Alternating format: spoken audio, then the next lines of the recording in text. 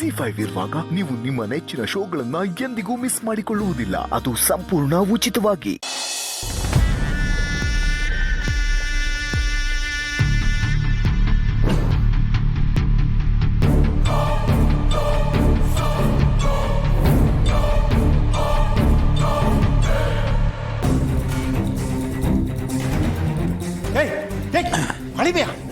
ಏನಾಯ್ತು ಅವಂತರ ನಿಂದು ಸುಕ್ಕ ಕುಡಿತಾ ಇದೆಯಲ್ಲೋ? ಏಯ್, ಅಣ್ಣ ಬೇರೆ ಮನೇಲಿದ್ದಾನೆ, ಕುಡ್ದು ಏನು ಅವಂತರ ಮಾಡ್ಬೇಕು ಅಂತಿದ್ಯಾ? ಲಾಸ್ಟ್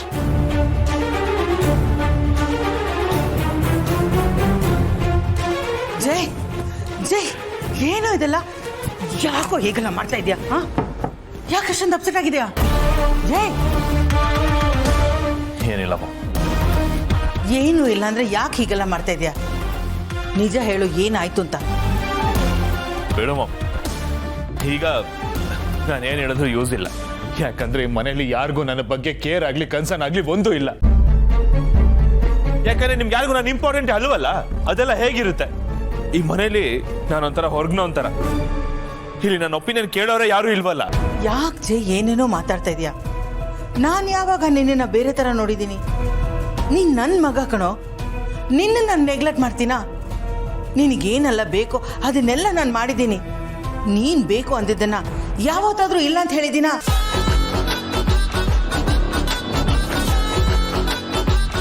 ಹಾಗಾದ್ರೆ ನಂದು ಒಂದೇ ಒಂದು ರಿಕ್ವೆಸ್ಟ್ ಇದೆ, ನಡ್ಸ್ಕೊಡ್ತೀಯಾ?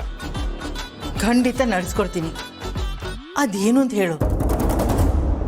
Promise me.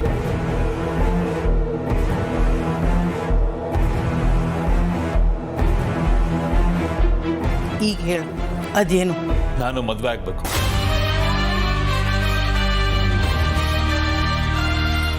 ಇಷ್ಟಕ್ಕೆ ಹೀಗೆಲ್ಲ ಆಡ್ತೀಯಾ? ನೀನ್ ಡೈರೆಕ್ಟ್ ಆಗಿ ನನ್ನ ಹತ್ರ ಬಂದು ಅಮ್ಮ ನಾನು ಮದುವೆ ಮಾಡ್ಕೋಬೇಕು ಅಂತ ಹೇಳಿದಿದ್ರೆ ನಾನೇ ಒಂದೊಳ್ಳೆ ಹುಡುಗಿನ ಹುಡುಕ್ತಾ ಇದ್ದೆ. ನಾನು ಮದುವೆ ಆಗ್ಬೇಕು ಅನ್ಕೊಂಡಿರೋದು ನೀನು ಹೇಳೋ ಹುಡುಗಿ ಜೊತೆ ಅಲ್ಲ, ನಾನು ಹೇಳೋ ಹುಡುಗಿ ಜೊತೆ. ನೀನ್ ಅನ್ಕೊಂಡಿರೋ ಹುಡುಗಿನ? ಯಾರವಳು?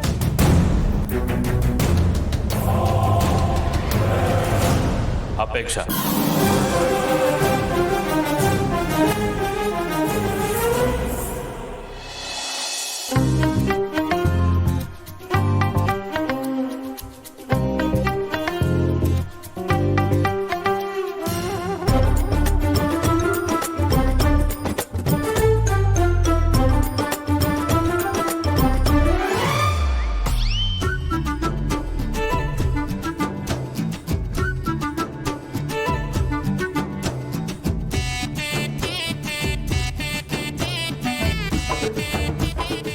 ಯಾಕ್ರಿ, ಏನಾಯ್ತು?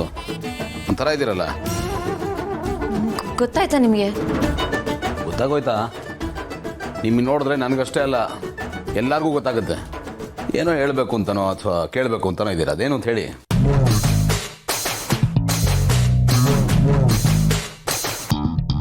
ಇಂಥ ವಿಷಯದಲ್ಲಿ ಧೈರ್ಯ ಇರಬೇಕು.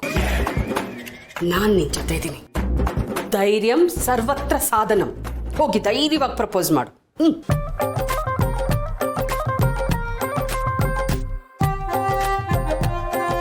ಹೌದು, ನಾನೀಗ ಧೈರ್ಯ ತಗೋಬೇಕು. ಇವತ್ತೆಲ್ಲಾನು ಹೇಳ್ಕೊಳ್ಳೇಬೇಕು. ನಾನು ಹೇಳ್ಕೊತೀನಿ, ಹೇಳ್ಕೊತೀನಿ.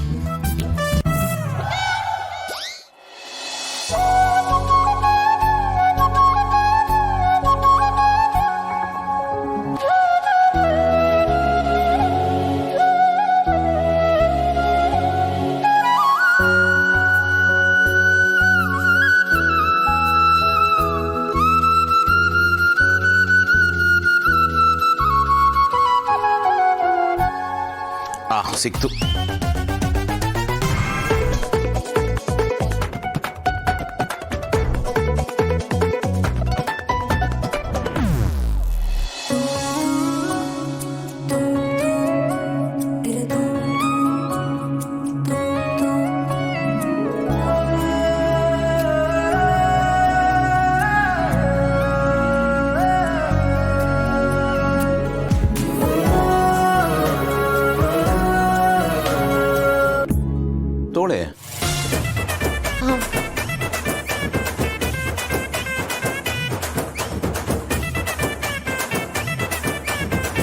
ಫೋನು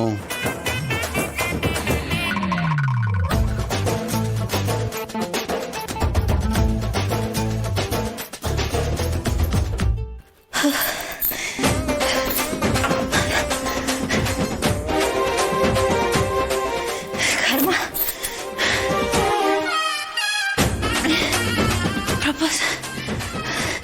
ಪ್ರಪೋಸ್ ಮಾಡ್ತೀನಿ ಅಂತ ಎಷ್ಟು ಧೈರ್ಯ ತುಂಬಿಕೊಂಡೆ. ಈಗ ಇನ್ನೊಂದ್ಸಲ ಹೇಗೆ ಪ್ರಪೋಸ್ ಮಾಡ್ತೀನಿ ನಾನು? ಆಗಲ್ಲಪ್ಪ. ಅಪೇಕ್ಷಾ ಅಂದ್ರೆ ಎಸ್, ಭೂಮಿಕಾ ತಂಗಿ ಅಪೇಕ್ಷಾ. ಏನು ಅವಳ? ಏನ್ ಹೇಳ್ತಾ ಇದೀಯ ಜೈ ನೀನು? ನಾನು ಅವಳನ್ನ ಒಪ್ಕೋತೀನಿ ಅಂತ ಹೇಗೆ ಅನ್ಕೊಂಡೆ ನೀನು? ಒಪ್ಕೊಳ್ಳೋದಕ್ಕೆ ಏನು ಪ್ರಾಬ್ಲಮ್ ಮಾಮ್? ಅವಳನ್ನ ನೋಡೋದಕ್ಕೆ ಚೆನ್ನಾಗಿಲ್ವಾ ಅಥವಾ ಓದ್ಕೊಂಡಿಲ್ವಾ? ಏನು ಕಮ್ಮಿ ಆಗಿದೆ ಅವಳಿಗೆ? ಮೋರ್ ಓವರ್ ಅತ್ಗೆ ಭೂಮಿಕನ ತಂದಿರೋದು ಅದೇ ಮನೆಯಿಂದ ತಾನೆ. ಇವಳನ್ನ ಒಪ್ಕೊಳ್ಳೋದಕ್ಕೆ ಯಾಕೆ ಕಷ್ಟ? ನಿಮ್ ಮತ್ತಿಗೆ ವಿಷಯದಲ್ಲಿ ಆಗಿದ್ದೇ ಬೇರೆ. ಮಹಿಮಾ ಜೀವನ ಇಷ್ಟಪಟ್ಲು ಅನ್ನೋ ಒಂದೇ ಕಾರಣಕ್ಕೆ ನನಗೆ ಆ ಮದುವೆ ಇಷ್ಟ ಇಲ್ಲದೆ ಇದ್ರು ಆ ಮದುವೆ ಮಾಡಿಕೊಟ್ಟೆ. ನನ್ನ ಅಕ್ಕನ ಮದುವೆ ಆಗದೆ ನಾನು ಮದುವೆ ಆಗಲ್ಲ ಅಂತ ಜೀವ ಹೇಳಿದ್ದಕ್ಕೆ ವಿಧಿ ಇಲ್ಲದೆ ಭೂಮಿಕಾನ ಗೌತಮ್ಗೆ ಮದುವೆ ಮಾಡಿಸಿದ್ದು. ನೋಡು, ಶೋ ಪೀಸ್ ಗೊಂಬೆನೂ ನೋಡೋಕ್ಕೆ ತುಂಬ ಚೆನ್ನಾಗಿರುತ್ತೆ, ಆದರೆ ಅದ್ರ ಯೋಗ್ಯತೆ ಅಷ್ಟಕ್ಕೆ ಸೀಮಿತವಾಗಿರುತ್ತೆ. ಮನೆಗೆ ತಂದು ಇಟ್ಕೋಬೇಕು ಅಂದರೆ ಅದು ಆಂಟಿಕ್ ಪೀಸ್ ಆಗಿರಬೇಕು. ಅದನ್ನು ಮರಿಬೇಡ. ಇಲ್ಲಿ ಸ್ಟೇಟಸ್ ಮುಖ್ಯ ಆಗತ್ತೆ.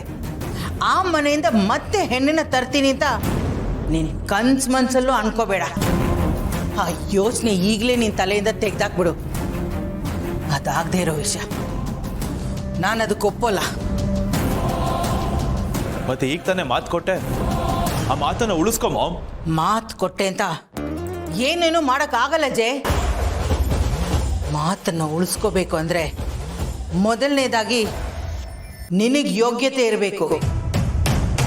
ನೀನು ಸೆಲೆಕ್ಟ್ ಮಾಡ್ಕೊಂಡಿರೋ ಹುಡುಗಿ ನಮ್ಮ ಸ್ಟೇಟಸ್ಗೆ ತಕ್ಕನಾಗಿರ್ಬೇಕು. ಯಾವಳನ್ನೋ ಕರ್ಕೊಂಡು ಬಂದು ಇವಳೇ ನಿನ್ನ ಸೊಸೆ ಅಂತ ಹೇಳಿದ್ರೆ ನಾನು ಒಪ್ಕೊಳ್ಳೋಕ್ಕೆ ಅಷ್ಟು ದಡ್ಡಿ ಅಲ್ಲ. ನನಗೆ ನನ್ನ ಸೊಸೆ ಆಗೋಳು ಹೀಗೆ ಇರಬೇಕು ಅನ್ನೋ ಎಕ್ಸ್ಪೆಕ್ಟೇಷನ್ಸ್ ಇದೆ. ಇವಳನ್ನಂತೂ ಒಪ್ಕೊಳ್ಳೋದಕ್ಕೆ ಸಾಧ್ಯನೇ ಇಲ್ಲ. ಇದೇ ನಿನ್ ಫೈನಲ್ ಡಿಸಿಷನ್? ಹೌದು, ನೀನೇನೇ ಹೇಳಿದ್ರು ನಾನು ಇದಕ್ಕೆ ಒಪ್ಕೊಳ್ಳೋದಿಲ್ಲ.